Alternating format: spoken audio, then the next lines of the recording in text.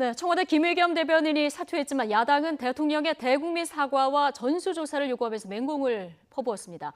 여당은 부동산 논란이 제기된 장관 후보자 문제에 더해서 김 대변인 문제까지 불거지자 곤혹스러운 표정인데요. 대신 김학의 사건으로 또 반격을 시도하는 이런 모습입니다. 국회로 가보겠습니다. 조은지 기자. 네, 국회입니다. 네, 조금 전 11시에 조은지 기자 연결할 때만 해도 이 사퇴 소식이 전해지지 않았는데 이 사이에 지금 이 소식이 들어온 겁니다. 일단 김의겸 대변인이 사의를 밝혔고 그 이후 정치권 반응은 어떻습니까? 네, 먼저 제1야당인 자유한국당은 사퇴로 끝날 문제가 아니라고 일침을 놨습니다. 참모 관리를 제대로 못한 문재인 대통령은 즉각 대국민 사과를 하고 이런 사례가 또 있는지 전수조사도 하라고 지적했습니다. 민경욱 대변인은 논평에서 김의겸 대변인은 재개발 예정지구에 25억짜리 건물을 빚 16억을 내서 샀다며 갭 투자도 우습지만 거액의 은행 빚을 손쉽게 대출받아 재개발 투자에 나선 건 일반인 상식으로 도저히 납득하기 어렵다고 말했습니다. 앞서 나경원 원내대표도 김 대변인은 청와대 관사에 살면서 국민 재산을 담보로 투기에 나선 거라며 특혜 대출과 재개발 사전정보 입수 의혹도 낱낱이 밝혀야 한다고 강조했습니다.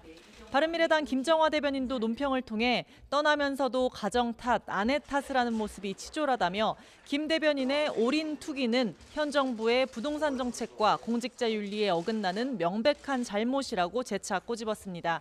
기존 주택의 전세 보증금까지 투기에 쏟아붓느라 청와대 관사를 떠나면 갈 곳이 없다면서 당분간 서민의 비애를 느끼며 자숙하라고 일침도 놨습니다. 앞서 더불어민주당은 오늘 오전 최고위원회의에서 관련한 언급을 전혀 하지 않았습니다.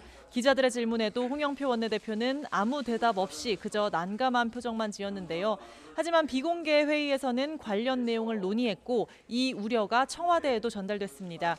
홍익표 대변인은 브리핑에서 국민 정서에 맞지 않는 투기적 성격의 부동산 매매 과정 등을 확인했고 대표 비서실장을 통해 청와대에 우려를 전달했다고 설명했습니다. 자, 이 문제는 김의겸 대변인 사의로 일단락이 됐다면 또 됐다고도 볼 수 있는데 김학의 사건 놓고도 지금 여야가 팽팽한 상황이죠. 네, 더불어민주당은 한국당 황교안 대표가 김학의 사건을 사전에 알았던 정황이 속속 드러난다고 공격했습니다. 홍영표 원내대표는 장두놈이 머리는 숨겼지만 꼬리는 나와 있다는 사자성어를 거론하면서 황교안 대표가 숨기려 전전긍긍한다고 했습니다. 기억이 안 난다는 말로 얼렁뚱땅 넘어가서는 안 되고 한국당도 동영상 CD의 입수 경위를 밝히라는 등 본질을 흐리려는 시도를 그만두라고 지적했습니다. 반면 한국당은 박영선 장관 후보자가 인사청문회에서 황교안 대표 공격으로 본인에 대한 화살을 덮는 신종수법을 썼다고 반박했습니다.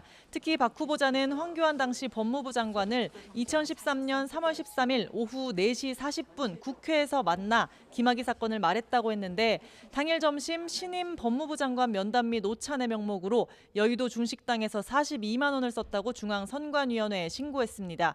박 후보자가 공개한 일정표에는 당일 점심을 고엽제 단체와 함께한 것으로 나와 있어서 회계 보고를 가짜로 기재한 정황이 나왔는데요. 다만 정치자금법 46조의 회계 보고 관련은 공소시효가 5년이라서 거짓 보고를 한 게 사실이어도 처벌은 어렵습니다.